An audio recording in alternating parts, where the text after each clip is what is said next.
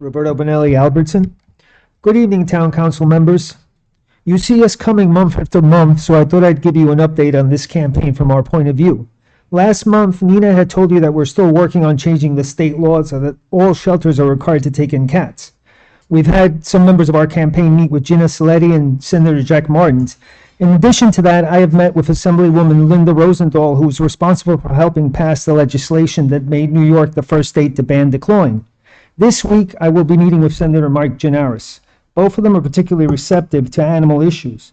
You should also know that we have supporters outside of North Hempstead, and we're asking them to engage with their legislators as well.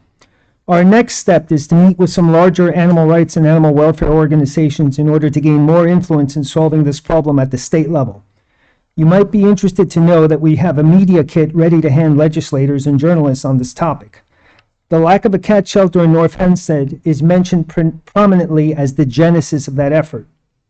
Concerning the struggle here in North Hempstead, as you can see, we're still showing up month after month. We're managing to get new people to show up as well. I can tell you that this particular last month has been very difficult for me as a rescuer. I've had to travel great distances to get veterinary appointments. I've had to juggle the logistics of coordinating late-night transportation of cats from their colonies to my home, to the vet clinics, and back.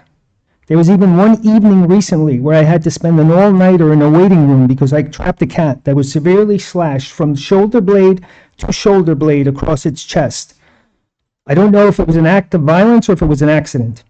I'm sure every one of my colleagues has a similar story, and despite all that, we managed to show up time and time again at these meetings.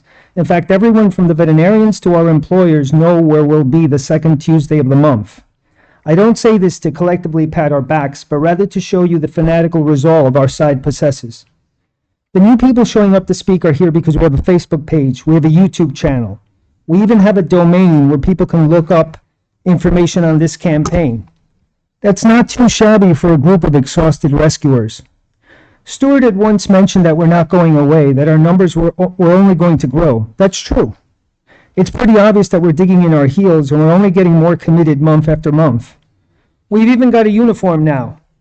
While at the moment we lack the ability to be an intensive presence, we can continue to be a consistent presence until we reach critical mass.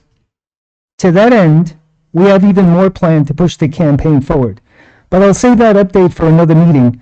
But you may have received in the mail the latest podcast, the Community Cats podcast, where Stuart was featured, where he talks about this issue. This issue has been presented on a national level, and we're only just getting started. There's more coming.